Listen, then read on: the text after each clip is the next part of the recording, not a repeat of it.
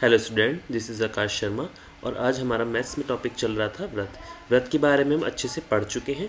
आइए व्रत से संबंधित क्षेत्रफल के बारे में हम इस कक्षा में पढ़ते हैं। आज हम पढ़ेंगे त्रिज्यखंड और व्रतखंड।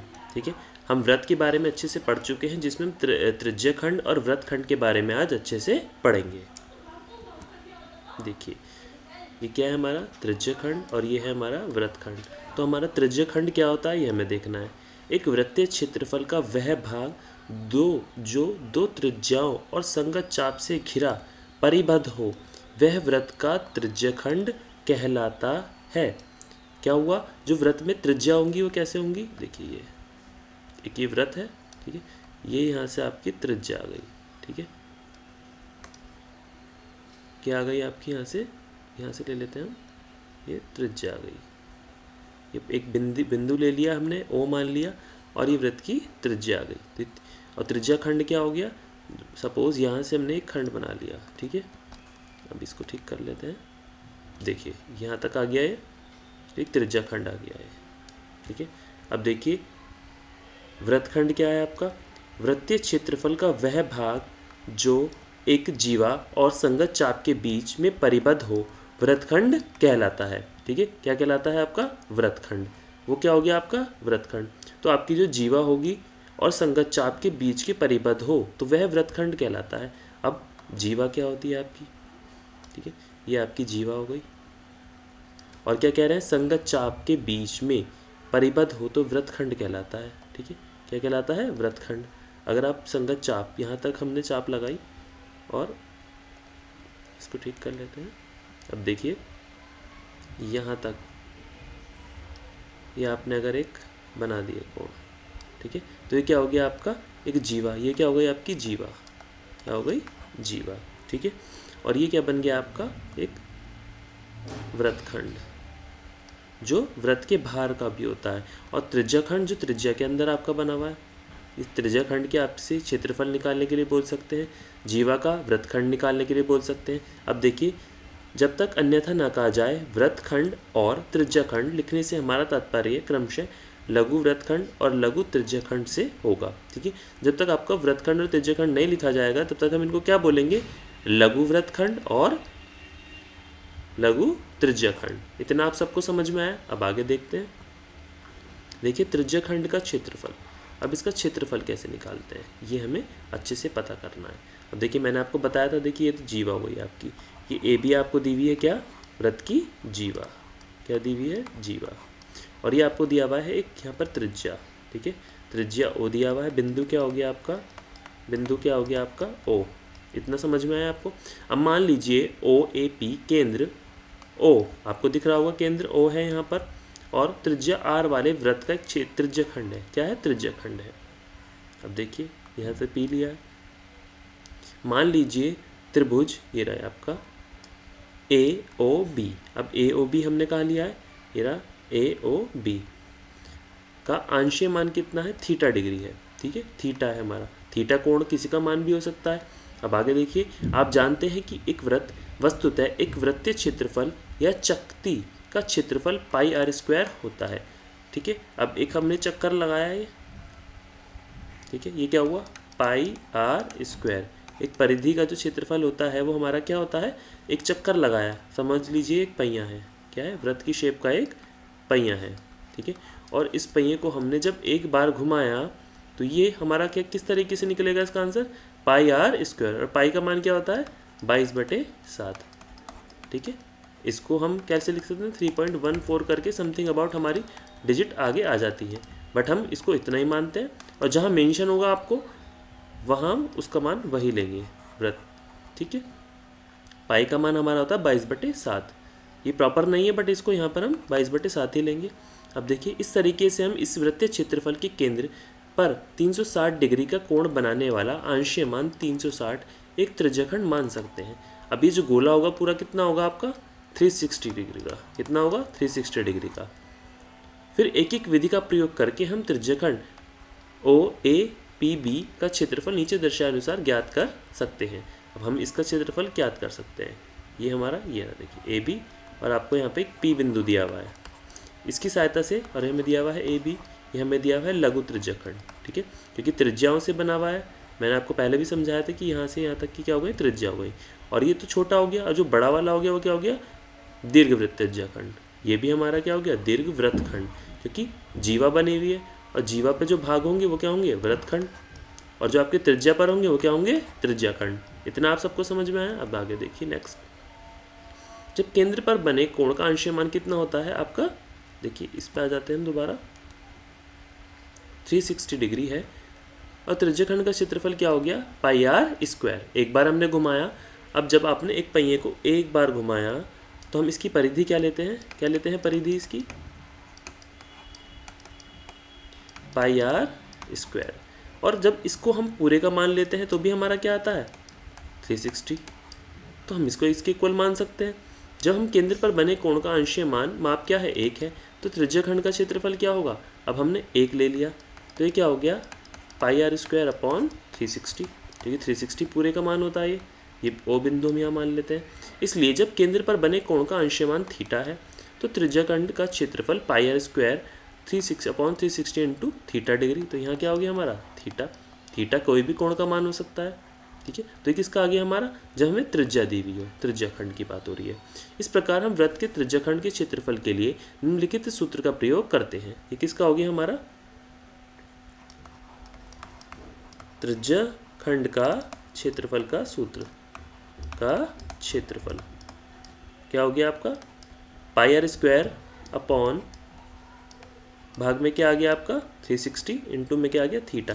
थीटा किसी भी कोण का मान हो सकता है। इस प्रकार हम वृत्त के त्रिज्याखंड के क्षेत्रफल के निम्नलिखित सूत्र का प्रयोग करते हैं, ये आपने देख लिया होगा। और कोण थीटा वाले त्रिज्याखंड का क्षेत्रफल क्या हो गया हमारा, theta 360 upon into pi r square. बात एक ही हो गई। जहाँ आर वृत्त की क्या है, आर तो त्रिज्या ही होती है, आपको पता है, रेडियस, और थीटा त्रिज्याखंड के अंशों के कोण है। अब जैसे यहाँ से हमने इतना मान ले लिया तो अब ये तो हमें पता होना चाहिए कितने उसका है। अब ये मान लीजिए 60 डिग्री का है, ठीक है। तो यहाँ हम जो मान रख देंगे इसका 60 डिग्री रख देंगे। थीटा का मान क्या रख देंगे हम यहाँ पे, 60 डिग्री। इतना आया समझ में। अब नेक्स्ट देखिए उदाहरण 2 देखते हैं अब हम। त्रिज्या 4 सेंटीमीटर वाले एक वृत्त के त्रिज्याखंड का क्षेत्रफल ज्ञात कीजिए जिसका कोण कितना है, 30 डिग्री है। साथ ही संगत दीर्घ त्रिज्याखंड का क्षेत्रफल भी ज्ञात कीजिए।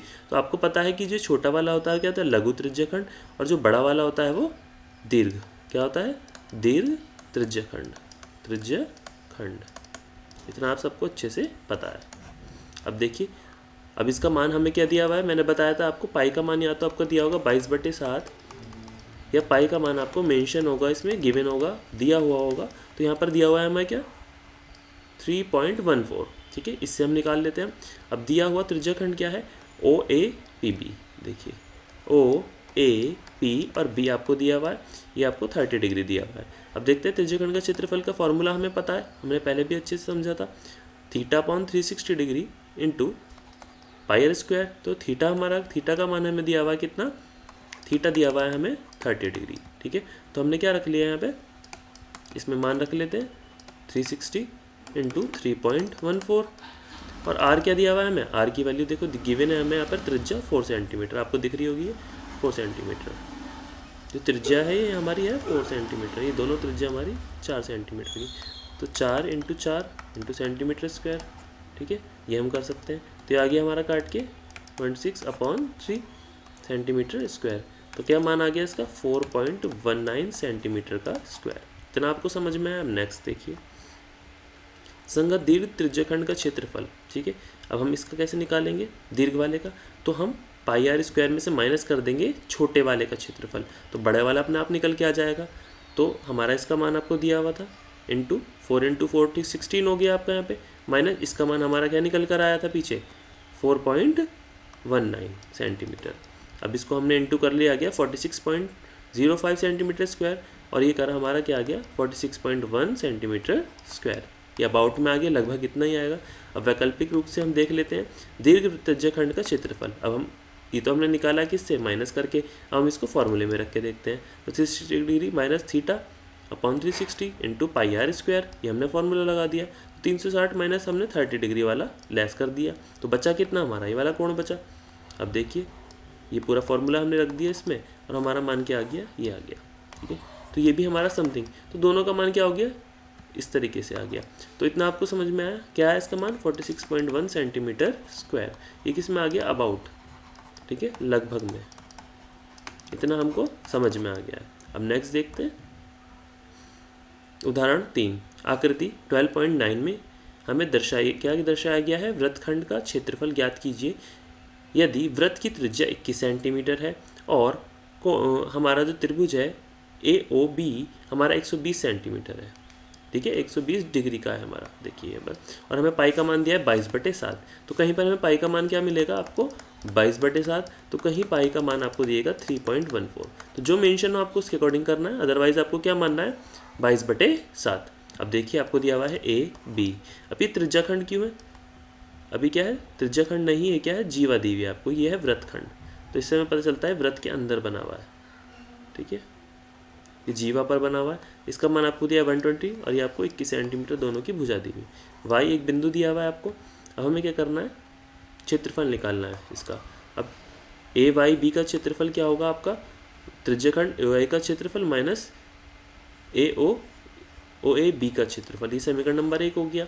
अब त्रिज्याखंड OAYB का क्षेत्रफल क्या हो गया आपका, 120 आपको दिया हुआ है इसमें अपॉन 360 इंटू 22/7 पाई का मान, और आपको दोनों भुजाएं जो रेडियस थी R वो दे रखी है 21 सेंटीमीटर। तो हमारा ये आ गया 462 सेंटीमीटर स्क्वायर, ये समीकरण नंबर 2 आ गया। अब त्रिभुज OAB का क्षेत्रफल ज्ञात करने के लिए हमें क्या लेना पड़ेगा, AB पर OM को लंब लेना पड़ेगा, ठीक है। अब देखिए यहाँ से इसको M मान लिया हमने, ठीक है, इसको हमने क्या ले लिया, लंब ले लिया है पर, और AB हमारा ये रहा, दिख रहा होगा आपको, जैसे कि आकृति 12 पॉइंट इसमें दिखाया गया। देखिए आकृति क्या है, अब देखते हैं आगे आकृति। ध्यान दीजिए OA हमारा बराबर है OB के, देखिए ये बराबर है आपका इसके, तो हमारा OA किसके बराबर है, OB के। इतना आपको समझ में आया, ठीक है। अब RHS सर्वसम्मता से हमारा AMO हमारा बराबर भी है और हमारा समरूप भी किसके, BMO के। इतना हमें समझ में आया। अब देखिए M जीवा, M क्या है इसकी, जीवा है, आपको दिख गई होगी, और AB का मध्य बिंदु है, AB का मध्य बिंदु M मान लिया हमने यहाँ पे, और AOM हमारा बराबर है किसके, BOM के। तो हमारा क्या आ गया 1/2, हमने इसका मान रख दिया, तो क्या आ गया हमारा 60 डिग्री, ठीक है, ये दोनों बराबर होगा। तो मान लीजिए OM क्या है हमारा, x सेंटीमीटर। अब हमने इसका मान देखिए यहाँ से लिख लिया, दोनों क्या होगा हमारे 60 डिग्री, इतना आपको देख लिया। तो दोनों को आधा आधा कर लिया, क्योंकि हमारा क्या था 120 डिग्री, और दोनों क्या है, दोनों के बराबर हैं एक दूसरे के। तो ये भी आपका 60 डिग्री और ये भी आपका 60 डिग्री। तो OM और OA हमारा क्या हो गया, cos 60 डिग्री। इतना आपको समझ में आया। हम नेक्स्ट देखिए,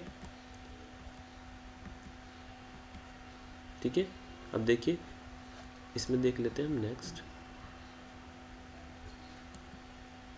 देखिए आपको दिया हुआ है यहाँ पे मान, ठीक है, x/21 इजिकल टू 1/2, और cos 60 का मान क्या होता है आपका 1/2। इतना हमने पढ़ रखा है टेबल में अच्छे से, ट्रिग्नोमेट्री में। तो x इजिकल टू 21/2 ये हमने कर लिया।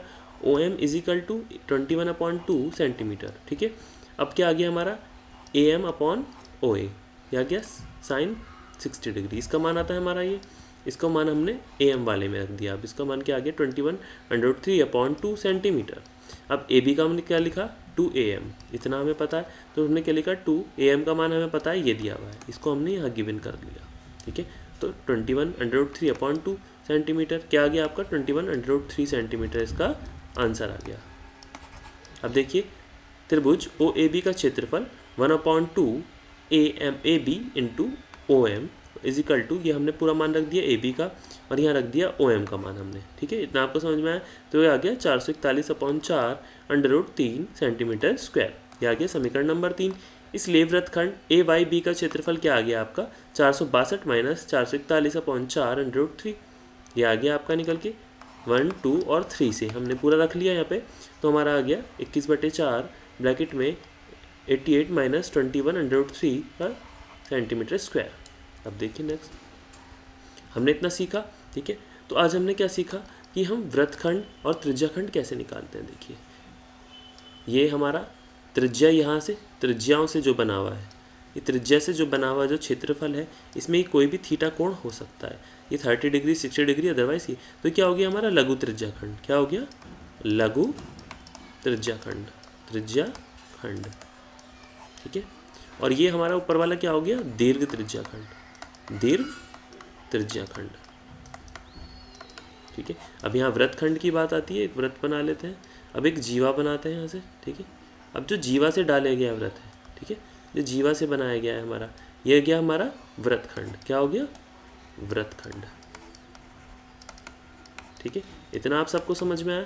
तो हमें त्रिज्याखंड और वृत्तखंड को अच्छे से समझना आ गया और हमने इस सूत्रों को भी इस कक्षा में अच्छे से पढ़ा है। आगे का हम नेक्स्ट क्लास में करते हैं। आज के लिए थैंक यू।